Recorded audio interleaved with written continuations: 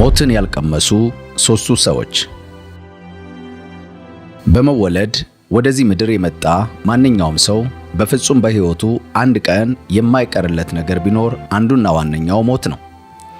ይህንን መጽሐፍ ቅዱስ በቅዱስ ጳውሎስ መልእክት ሮሜ 5 ቁጥር 12 ላይ ስለዚህ ምክንያት ኃጢአት በአንድ ሰው ወደ ዓለም ገባ፣ በኃጢአትም ሞት፣ እንዲሁም ሁሉ ኃጢአትን ስላደረጉ ሞት ለሰው ሁሉ ደረሰ በማለት የሰው ልጆች በፍጹም ከሞት ማምለጥ እንደማንችልና የእኛ የሞት ቀን ጊዜን ጠብቆ እንደሚመጣ ጠቁሞናል። ነገር ግን ይህንን የሞት ሕግ የጣሱ ሦስት ሰዎች እንዳሉ ያውቁ ይሆን? ሦስት በመንገዳቸው ሞትን ያላገኙ እና በተለየ መንገድ ከዚህ ምድር የተወሰዱ ሰዎች። እነዚህ ሰዎች እነማን ናቸው? እነሱን ሞት እንዲያልፍ የተለየ ያደረጋቸውስ ምንድን ነው? ይህንን አስገራሚ የሆነ ምስጢር ለመስማት ተዘጋጁ። አብራችሁን ስትቆዩ በምስጢር የተሸፈነውን እውነት እንገልጥላችኋለን። እነዚህንም ሰዎች ምን ለየት አደረጋቸው እንነግራችኋለን። በትዕግሥት አብራችሁን ቆዩ። ምክንያቱም ዝግጅታችን ስለ ሞትና ሕይወት ያለዎትን የተሳሳተ እይታ እስከ መጨረሻው ድረስ ይለውጡበታል። አንደኛ፣ ቅዱስ ሄኖክ። ሄኖክ ሞትን ሳያዩ ከተወሰዱ ሰዎች የመጀመሪያው ነው። በመጽሐፍ ቅዱስ እጅግ ታላቅ ስም ከነበራቸው ሰዎች መካከል ሲሆን የቃየል ወይም የአቤል ቀጥተኛ ልጅ ሳይሆን በአዳምና በሔዋን ሦስተኛ ልጅ በኩል የመጣ ዘር ነው። የልጅ ልጁም ኖህን ጨምሮ በዚህ የትውልድ መስመር ውስጥ በጣም ትልልቅ ስም ያላቸው ሰዎች ተካተዋል። የሄኖክ የልጅ ልጅ ኖህም በኋላ ላይ በእግዚአብሔር ዕቅድ እና ዓላማ ውስጥ ትልቅ አስተዋጽኦ የነበረው ሰው ነው። ከጥፋቷ በፊት ዓለም ከእግዚአብሔር ሐሳብ ርቆ በነበረበትና ኃጢአትና ርኩሰት በሞላበት በዚያ ዘመን አንድ ሰው ግን በጽድቅ መንገድ ላይ ቆሞ ነበር፣ ሄኖክ። ሄኖክ የአዳም ሰባተኛ ትውልድ ሲሆን በቀጥታ በሴት ዘር ሐረግ ውስጥ የመጣ የማቱሳላ አባት ነው።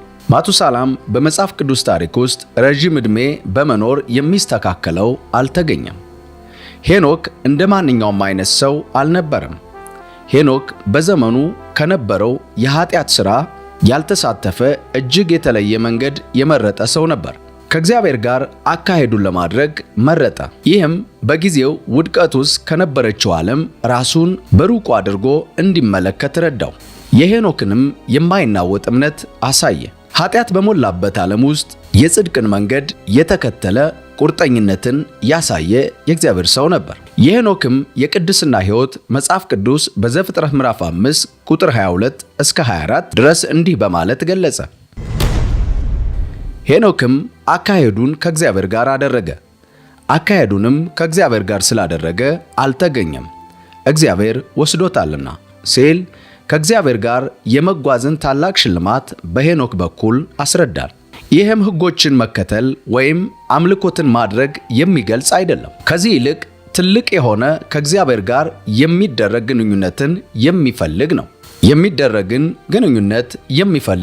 ይህም በየዕለቱ ከእግዚአብሔር የሚደረግ ውይይትን ወይም የእግዚአብሔርን ትእዛዞች መስማትን የሚያጠቃልል ነው።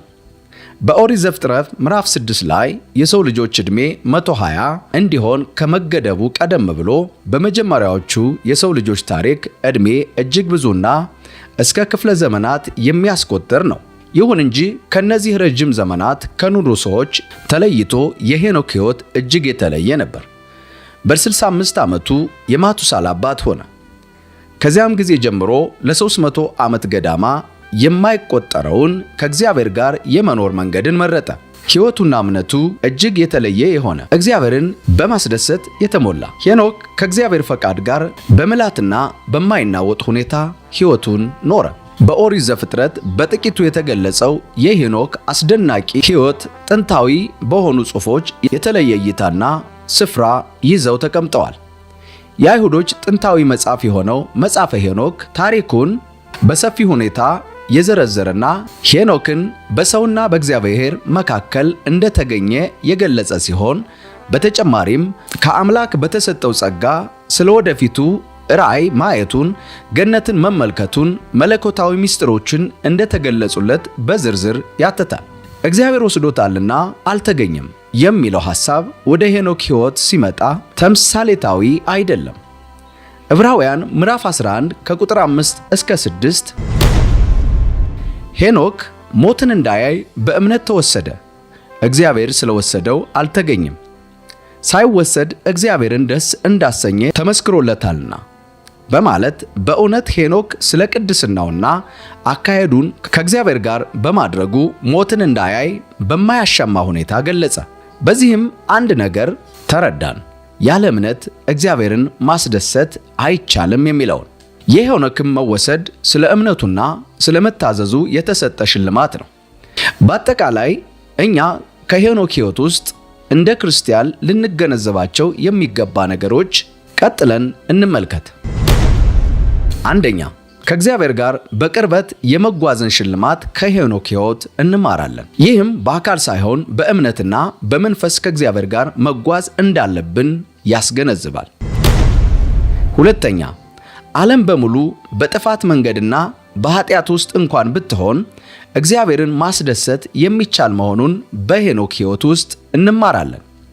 አስቡት፣ ከእግዚአብሔር ጋር በቅርበት እየኖራችሁ እግዚአብሔር በእናንተ ተደስቶ ሞትን ሳታዩ ሲነጥቃችሁ። ይሄ ነው የተለየው የሄኖክ ሕይወት። የሄኖክ ታሪክ ሞትን ስለማምለጥ አይደለም። ከዛ ይልቅ ለዚህ ከሰው ለተለየ ታላቅ ክንውን የሚያበቃ ሕይወት ስለመኖር ነው። ሄኖክ እንዳደረገው መንገዳችንን ከእግዚአብሔር ጋር በማድረግ እኛም ትርጉም ያለው በእምነት የተሞላና እግዚአብሔርን የሚያስደስት ሕይወት ልንኖር እንችላለን። ሁለተኛ፣ ኤልያስ እስራኤል በባህልና በመንፈሳዊ በወደቀችበት ዘመንና ጊዜ የነበረ ነቢይ ሲሆን ዘመኑ የተበላሸ አስተዳደር በነበረበት በንጉሥ አካብ ንግሥና ዘመን ነበር። ንጉሥ አካብም ሚስቱ ንግሥት ኤልሳቤጥ እስራኤልን በመላ በጣዖት አምልኮ የዘፈቀችበት ጊዜ ነበር። የንግሥት ኤልሳቤጥ ለጣዖት በዓል የነበራት ፍቅር ሕዝቡ መንገዱን ከእውነተኛው አምላክ ከእግዚአብሔር እንዲመልስ አድርጎታል። በዚህ የጨለማ ዘመን ኤልያስ ጻድቁ የእግዚአብሔር ሰው የእስራኤልን የውድቀት መንገድ ሊጋፈጥ በእግዚአብሔር ተጠራ። በዚህም ኤልያስ እሱ እስከሚያዝዝ ድረስ አንዳችም ዝናብ በምድሪቱ ላይ እንደማይኖር በታላቅ ጽናት በንጉሥ በአካዝ ፊት ተናገረ። ለ3 ዓመት ከ6 ወርም የሰማይ መስኮቶች ተዘጉ። እጅግ ከባድ የሆነ ድርቅም በምድር መጣ። በዚህ ጊዜ እግዚአብሔር ኤልያስን በተአምራዊ መንገድ ይመግበው ነበር። በወንዞች ውስጥ ተደብቆ በቁራዎች ይመግበው ነበር። ወንዙም በደረቀበት ጊዜ እግዚአብሔር ኤልያስን ወደ ሰራፕታ ይሄድ ዘንድ አዘዘው። በዚያም በድርቁ ምክንያት ከነልጇ ልትሞት የተቃረበች አንዲት መበለት ተገናኘ። ያንም ኤልያስ ለመበለቲቱ በቤቷ ያለውን ዱቄትና ዘይት እንደማያልቅ በእግዚአብሔር እንድትታመን ነግሮ ቀድማ ለራሱ እንጎቻ እንድታዘጋጅለት አዘዘ። ትእዛዙን ተቀብላ የተባለችውን ፈጸመች። በኤልያስም እንደተነገረችው ድርቁ እስከሚያበቃለት ድረስ ዱቄቱም ሆነ ዘይቷ ከቤቷ አላለቀም።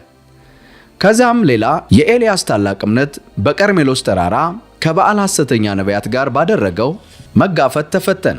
እውነተኛው አምላክ ማን እንደሆነ ይታወቅ ዘንድ የበዓልን ሐሰተኛ ነቢያት ለፈተና ጠራ።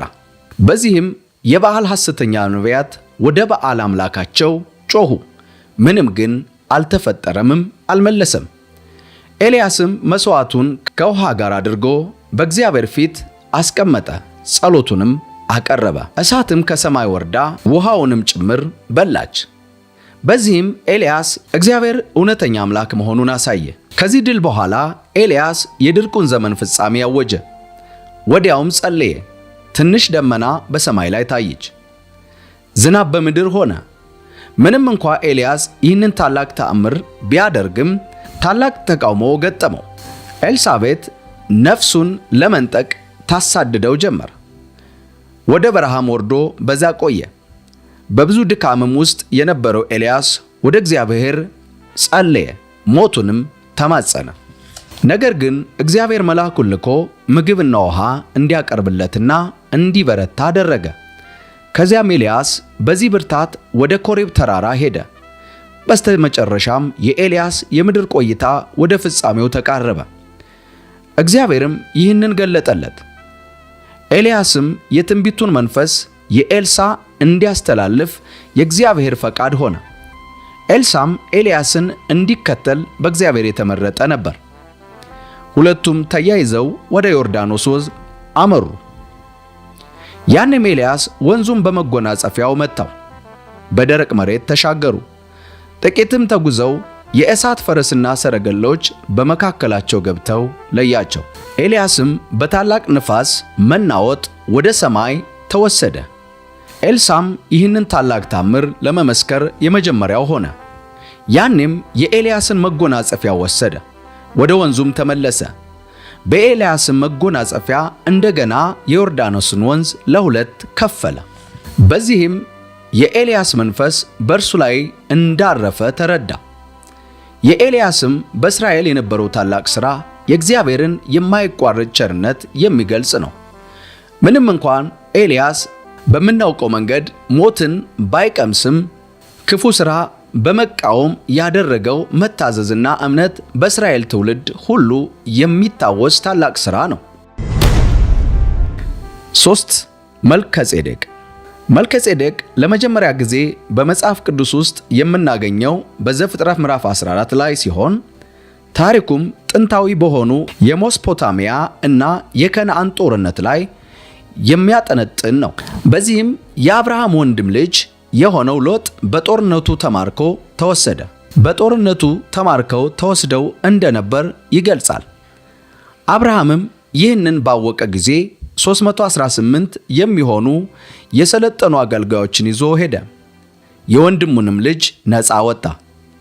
አብርሃም ጠላቶችን ድል አድርጎ መመለስ በኋላ በታሪኩ ውስጥ መልከጼዴቅ በድንገት ይመጣል። ዘፍጥረት ምዕራፍ 14 ከ18 እስከ 20 እንዲህም ሲል እናነባለን። የሳሌም ንጉሥ መልከጼዴቅ እንጀራና የወይን ጠጅ አመጣ። እርሱም የልዑል እግዚአብሔር ካህን ነበር። የሳሌም ንጉሥ መልከጼዴቅ እንዲህ ሲል አብርሃምን ባረከው። ጠላቶችህን በእጅህ የጣለልህ ልዑል እግዚአብሔር የተባረከ ነው። አብርሃምም በምላሹ ከሁሉ ለመልከጼዴቅ አስራት ሰጠው። ለመልከጼዴቅ የተሰጠው የሳሌም ንጉሥ የሚለው ስም በኋላ ላይ ኢየሩሳሌም ተብላ ከተጠራችው ከተማ ጋር የሚያያዝ ነው። መልከጼዴቅም እናትና አባት ያልነበረው የኢየሱስ ክርስቶስ ተምሳሌት ነው። ስለዚህም ሞትን ያልቀመሰ ሕያው ነው። ተወዳጆች፣ ከነዚህ ከሦስቱ ሰዎች የጽድቅ ሕይወት ብዙ እንማራለን። ምንም እኛ እንደ ክርስቲያን ጌታችን ኢየሱስ ክርስቶስ ሞትን ድል አድርጎ ተነስቶ በአባቱ ቀኝ በክብር ተቀምጧል፣ እኛንም አስነስቶናል። ዳግመኛም ደግሞ ሊወስደን የዚህችንም ዓለም ፍጻሜ ሊያደርግ ለፍርድ ይመጣል። እያንዳንዳችን በጽድቅ ሕይወት በመመላለስ ሕይወታችንን እንደ እግዚአብሔር ቃል ልንመራ ይገባናል እንላለን። ጸጋ ይብዛላችሁ።